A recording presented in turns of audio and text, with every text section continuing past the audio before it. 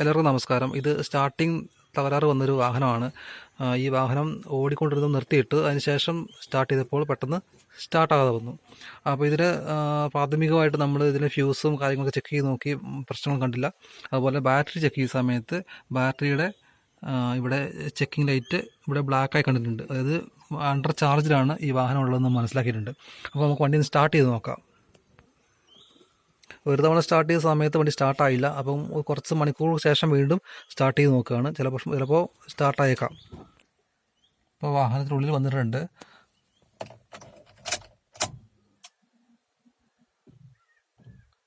Fuel pump on ആയിട്ടുണ്ട്. ഒന്ന് start ചെയ്ത് നോക്കാം.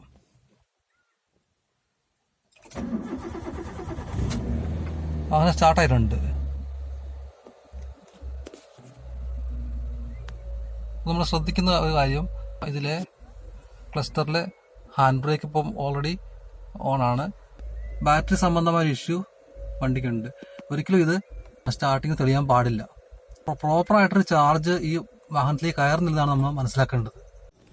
ഇപ്പോൾ ഈ വാഹനം പൂർണ്ണമായിട്ടും അണ്ടർ ചാർജിങ് ആണെന്ന് നമുക്ക് മനസ്സിലാക്കാം.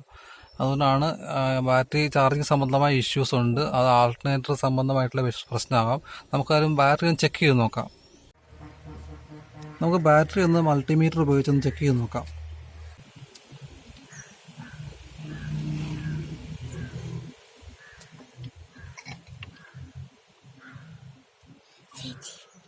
ഇപ്പോൾ കാണിക്കുന്ന വോൾട്ട് 12.1 ഇപ്പോൾ ബാറ്ററി ഓക്കെ ആണ്. ഇനിയിപ്പോൾ നമുക്കത് ചാർജിങ് സ്റ്റാർട്ടിങ്ങിൽ എത്ര ചാർജ് കാണിക്കുന്നു നോക്കാം. ഇപ്പോൾ വാഹനം സ്റ്റാർട്ട് ചെയ്തിട്ടുണ്ട്.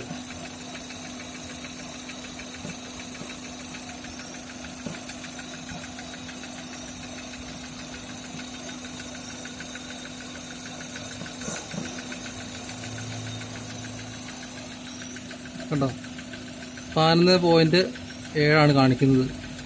ശരിക്കും 13.5-നും 14.5-നും ഇടയ്ക്ക് ചാർജ് വരേണ്ടതാണ്. ഇത് വളരെ ചാർജ് കുറവാണ്.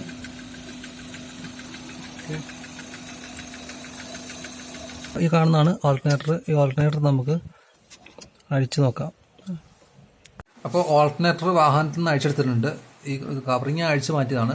ഇങ്ങനെയാണ് ഇതിൻ്റെ ഒരു രൂപം ഉള്ളത്. ഇതിൽ വരുന്ന ഭാഗങ്ങൾ, ഇത് റെഗുലേറ്ററാണ്, ഇത് കാർബൺ ബ്രഷ്, ഇത് റെക്ടിഫയർ. അപ്പോൾ ഇതിൽ ബ്രഷുകൾ തേഞ്ഞ് തീർന്നാൽ ഓൾട്ടർനേറ്റർ വർക്കിംഗ് അല്ലതാവാം. അതുപോലെ തന്നെ കംപ്ലൈൻറ്റ് വരുന്ന വേറെ ഭാഗമാണ് റെഗുലേറ്റർ. ഇതിന് കംപ്ലൈൻറ്റ് വന്നാൽ ഓരോ വോൾട്ടേജ് വേരിയേഷൻസ് വരാറുണ്ട്. ഇത് ഏത് ഭാഗത്തിനാണോ പ്രശ്നമെന്ന് മനസ്സിലാക്കിയിട്ട് നമ്മളത് റീപ്ലേസ് ചെയ്യുകയാണ് ചെയ്യുന്നത്. സാധാരണഗതിയിൽ റെഗുലേറ്ററാണ് കംപ്ലൈൻറ്റ് ആവാറുള്ളത്. അതുപോലെ ബ്രഷുകളും കംപ്ലൈൻറ്റ് ആവാറുണ്ട്. അപ്പോൾ ഓൾട്ടർനേറ്ററിൻ്റെ കംപ്ലൈൻറ്റിനെ സംബന്ധിച്ച് പറയാൻ കഴിയുന്നൊരു കാര്യം, ഇതിൻ്റെ ഓരോ പാർട്സുകൾക്കും അത്യാവശ്യം വിലയുള്ളതാണ്. അപ്പോൾ കംപ്ലൈൻറ്റ് വരികയാണെങ്കിൽ കഴിയുമെങ്കിൽ ഇത് റീപ്ലേസ് ചെയ്യുകയാണ് ഏറ്റവും ഉത്തമം. അതായത് എൻ്റെ അഭിപ്രായം പറയാനുള്ളത്. അതല്ലെങ്കിൽ നമുക്ക് കംപ്ലൈൻ്റ് ആയ ഭാഗം മാത്രം റീപ്ലേസ് ചെയ്യുക. അത് അത്യാവശ്യം കോസ്റ്റ് വരുന്നൊരു പാർട്സുകളാണ്. അപ്പോൾ നമ്മൾ ഡൈനാമോ തിരികെ ഫിറ്റ് ചെയ്തു. അപ്പോൾ അതിൻ്റേതായിട്ടുള്ള പ്രശ്നങ്ങളൊക്കെ പരിഹരിച്ചിട്ടുണ്ട്. ഇനി നമുക്ക് ബാറ്ററി വോൾട്ടൊന്ന് സ്റ്റാർട്ട് ചെയ്തിട്ട് ചെക്ക് ചെയ്ത് നോക്കാം.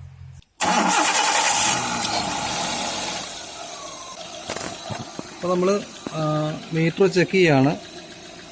ഈ മീറ്റർ ഒന്ന് പിടിച്ച് ഓക്കെ.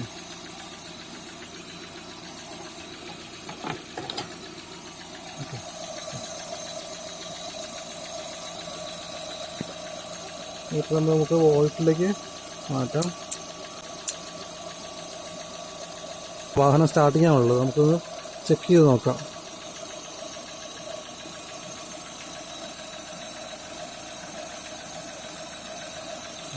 ഇപ്പോൾ സ്റ്റാർട്ടിങ്ങിൽ 14.2 വോൾട്ട് സ്റ്റാർട്ടിങ്ങിന് കാണിക്കുന്നുണ്ട്. ഇപ്പോൾ ബാറ്ററി ചാർജ് കയറുന്നുണ്ട്. ഡൈനാമോ കുഴപ്പമില്ലാതെ വർക്ക് ചെയ്യുന്നു, കറക്റ്റായിട്ട് വർക്ക് ചെയ്യുന്നതാണ് അർത്ഥം.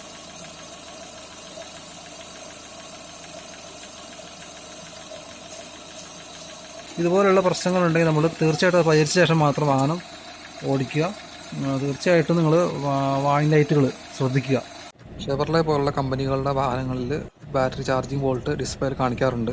അത് നമുക്ക് ബാറ്ററി സംബന്ധമായ ഇഷ്യൂസ് ഉണ്ടെന്ന് മനസ്സിലാക്കാൻ സഹായിക്കും. തീർച്ചയായിട്ടും സ്റ്റാർട്ടിങ്ങിൽ വാഹനത്തിനുള്ളിലെ വാണിംഗ് ലൈറ്റുകൾ നമ്മൾ ചെക്ക് ചെയ്യുക. കാരണം ഏതെങ്കിലും ലൈറ്റുകൾ ഓൺ ആയിട്ടുണ്ടെങ്കിൽ അതിനർത്ഥം ആ ഭാഗത്ത് കംപ്ലൈൻറ്റ് ഉണ്ടെന്നാണ്. അപ്പോൾ ബാറ്ററി ലൈറ്റുകളൊന്നും സ്റ്റാർട്ടിങ് സമയത്ത് തെളിയാൻ പാടുള്ളതല്ല. അപ്പോൾ ഈ വീഡിയോ ഉപകാരപ്രദമാണെന്ന് വിശ്വസിക്കുന്നു. എങ്കിൽ ചാനൽ സബ്സ്ക്രൈബ് ചെയ്യാൻ മറക്കരുത്. എല്ലാവർക്കും നന്ദി.